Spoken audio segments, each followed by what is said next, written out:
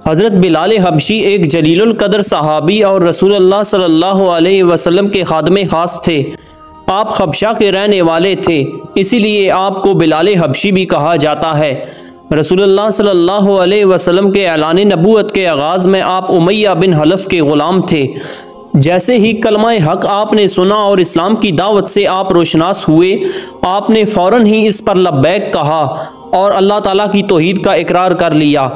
आपके आका उमैया बिन हलफ को जैसे ही इस बात की खबर हुई तो वो गुस्से से पागल हो गया, क्योंकि उसे दीन हक और रसूलुल्लाह सल्लल्लाहु अलैहि वसल्लम की ज़ात गरामी से शदीद बुग़्ज़ था। हज़रत बिलाल को इस्लाम से दूर करने के लिए उसने हर तरह के मज़ालिम ढाए। कभी चलचलाती हुई धूप में इन्हें बिठा दिया जाता और कभी जलती हुई रेत पर इन्हें लटा कर इनके जिस्म पर कोई पत्थर रख दिया जाता ताकि वो हरकत भी ना कर सकें, और कभी उनके गले में रस्सी डालकर ओबाश नौजवानों के हाथों में थमा दिया जाता ताकि इनको तपती हुई कंकरियों पर घसीटते फिरें। इन सब मुश्किलात के बावजूद इनकी ज़ुबान मुबारक से अहद अहदी का नारा निकलता था। जुल्म सितम का ये हालोजार हज़रत अबू बकर सिद्दीक से देखा नहीं गया और इन्होंने मुंह मांगी कीमत देकर हज़रत बिलाल को ख़रीद लिया और अल्लाह ताला के रास्ते में आज़ाद कर दिया।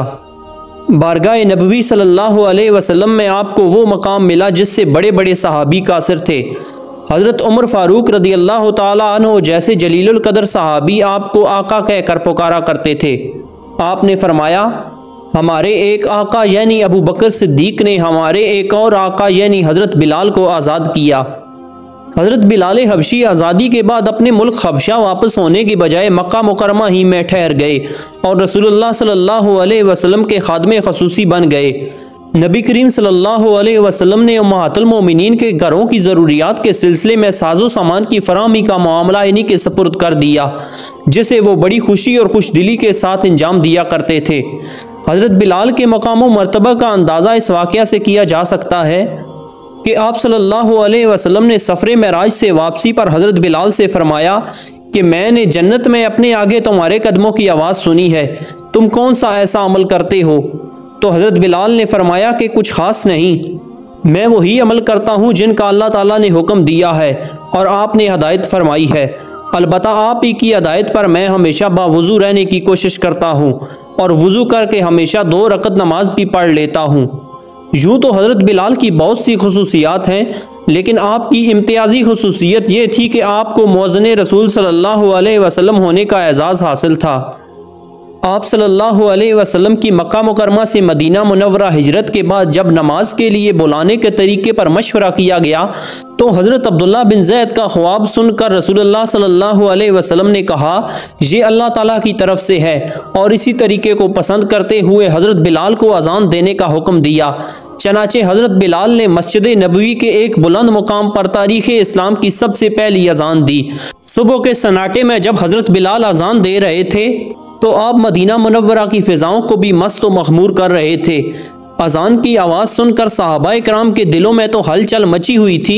अहले किताब और मुनाफिकीन भी मुतासिर हुए बगैर नहीं रह सके, लेकिन ये तासुर इनके पत्थर जैसे दिलों को पिघला नहीं सका, बल्कि ये सोचकर इनकी परेशानी और बढ़ गई कि कहीं अजान बिलाल दावत हक के फ़रोग़ और शाहत इस्लाम का मज़ीद एक और ज़रिया ना बन जाए।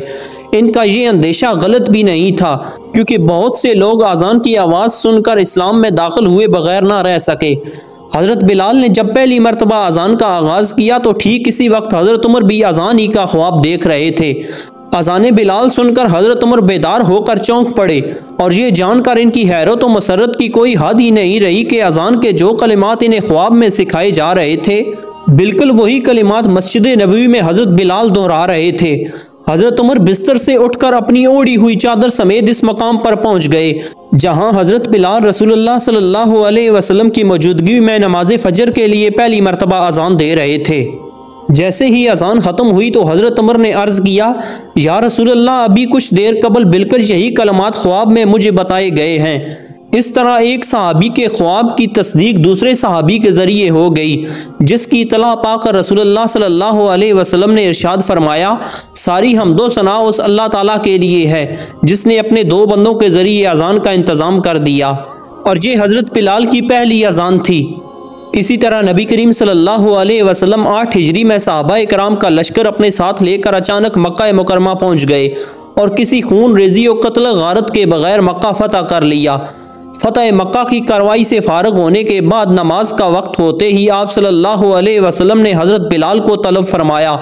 हज़रत बिलाल हाजिर खिदमत हुए तो आप सल्लल्लाहु अलैहि वसल्लम ने इनसे फरमाया कि वो खाना काबा की छत पर खड़े होकर अजान दें। हज़रत बिलाल अजान देने लगे तो उन्हें अपनी ज़िंदगी का अज़ियतनाक माजी याद आ गया और उन पर रकत तारी हो गई।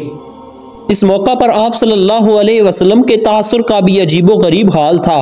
सहाबाए कराम भी बेहद मुतासिर हो रहे थे। बाशिंदगाने मक्का के दिलों पर दहशत और घबराहट की कैफियत तारी थी और वो सब ये सोचकर हैरान हो रहे थे कि उमैया बिन हलफ का मजबूर और मजलूम गुलाम आज खाना काबा की छत पर अजान दे रहा है और सुनने वालों के दिलों को तड़पा रहा है। और ये थी हज़रत बिलाल की दूसरी यादगार अजान। आप सल्लल्लाहु अलैहि वसल्लम के विसाल के बाद सबसे ज़्यादा मुतासिर हज़रत उमर के बाद हज़रत बिलाल ही थे। दयारे मदीना में आप सल्लल्लाहु अलैहि वसल्लम उनकी आंखों से ओझल हो गए तो उनकी आंखों में अंधेरा छाने लगा। इन्हें कहीं भी चैन और सुकून नहीं मिल रहा था। बिल आखिर तंग आकर हज़रत बिलाल ने यह फैसला किया कि कुछ अरसे के लिए मदीना मुनव्वरा से बाहर चले जाएं। चनाचे आप मदीना मुनव्वरा की याद अपने पहलू में लिए हुए दमिश्क पहुंच गए। आपको दमिश्क में अभी थोड़ा ही अरसा गुजरा था कि एक शब ख्वाब में रसूलुल्लाह सल्लल्लाहु अलैहि वसल्लम की ज़ियारत नसीब हुई। आप सल्लल्लाहु अलैहि वसल्लम ने इनसे फरमाया, बिलाल हमको छोड़कर तुम कहाँ चले गए हो? क्या हमसे नाराज़ हो गए? बेदार होकर आप फौरन दमिश्क से मदीना मुनव्वरा के लिए रवाना हो गए।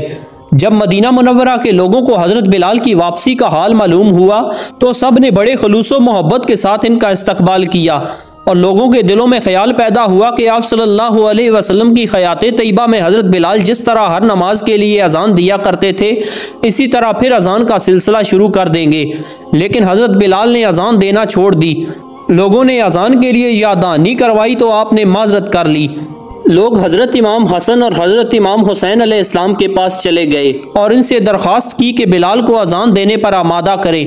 चनाचे आपने हज़रत बिलाल से गुजारिश की कि आप हर नमाज के लिए ना सही किसी एक नमाज के लिए तो अजान दे दें।